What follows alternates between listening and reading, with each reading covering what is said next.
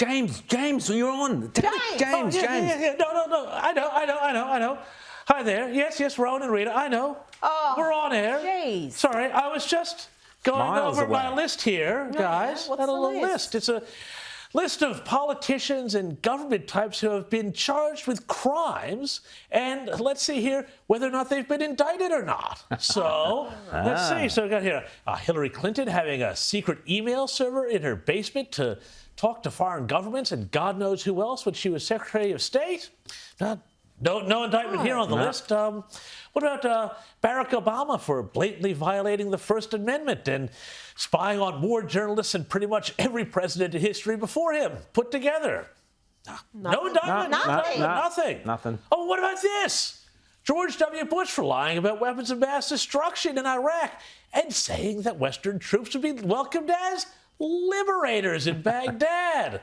No, nothing there. No. Gosh, I'm sure there must be an indictment here on this list somewhere. Oh, wait, what about Joe Biden? Apparently having a huge access paddling scheme with his kid Hunter. No. Or how about Joe Biden storing classified materials in his garage with his classic Corvette? Still nothing. He's not in trouble for that. Surely, look at this list. Keeping classified stuff around as far back as 50 years ago would be a problem, right? To the best of my knowledge, the kinds of things they picked up are things that from 1974 and stray papers. There may be something else I don't know. No. Well, apparently you're able to knock back those sorts of accusations just by getting indignant about it. I think you're going to find there's nothing there. I have no regrets. I'm following what the lawyers have told me they want me to do. It's exactly what we're doing. There's no there. Thank you. All right. Okay, hang on. I got something here, and it says here, not him or Mike Pence or lots of other prominent people who've been caught with classified material. Oh, but wait. Here's someone in trouble. Donald Trump. He's been indicted again. This time for allegedly keeping boxes and boxes of material he shouldn't have at his Mar-a-Lago residence. In an indictment that came through Thursday night, Trump was charged with a whole bunch of crimes, including keeping these boxes and boxes of documents, some of them classified or top secret, at Mar-a-Lago. And the indictment also says some of the material included seriously sensitive information about things like America's military vulnerabilities and how it would respond in an attack.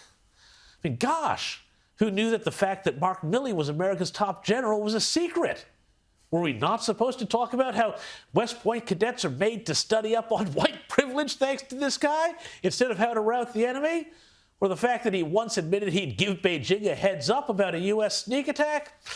Yikes. But all kidding aside, the charges laid out by prosecutors are serious. They go beyond material just being inadvertently kept after Trump's presidency and include allegations that Trump even showed documents to some of his mates. Now, if proving, I guess it could be some damning stuff. And yet, this all stinks absolutely to high heaven. Because putting aside the legal merits of the case against Trump and the attempt by prosecutors to throw the book at him via the Espionage Act of all things, this is nothing more than a highly political act by prosecutors. And I don't care if you want Donald Trump or Ron DeSantis or Robert Kennedy or, God help us, Joe Biden to win the election next November. There is rapidly developing in the United States a two-tiered system of justice, one which favors those who work in and with the establishment, whether they are Democrats or Republicans, and one which favors those who are connected and stay within the lanes of the vast groupthink complex of agencies and organizations that are broadly known as the deep state and what they decree and demand. Now, all of this is going to have some very interesting ramifications. Trump naturally is protesting his innocence, as with the last time he was indicted, that time by showboating New York District Attorney Alvin Bragg. But also, and to his great credit, Trump's number one rival, Ron DeSantis, is saying much the same thing. And what happens is when there's no constitutional accountability, our founding fathers would have absolutely predicted the weaponization that we've seen with these agencies, particularly Justice and FBI. Because when you don't have constitutional accountability, human nature is such that they will abuse their power. And that's what's happened. Nobody has held them accountable. And, you know, look, when I was in Congress, I remember, you know, Hillary had the emails with the classified. And my view was, well, gee, you know, as a naval officer, if I would have taken classified to my apartment, I would have been court-martialed in a New York minute. And yet they seem to not care about that. And is there a different standard for a Democrat Secretary of State versus a former Republican president? I think there needs to be one standard of justice in this country. Ron DeSantis is absolutely right. This is nothing more than a political hit to damage Trump's prospects of returning to the White House, as many on the left are quietly and not so quietly admitting. But look at this. Last year, a government employee was sentenced to 3 months jail for taking classified documents to her residence and to her hotel room. And fair enough. I don't have a problem with that.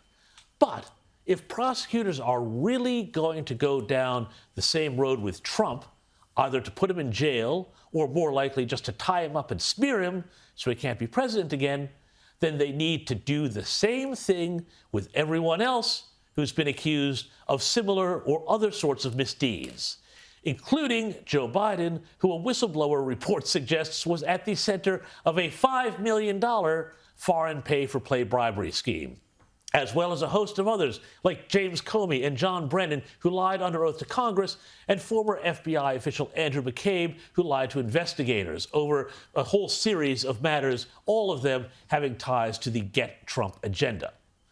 But we all know that will never happen.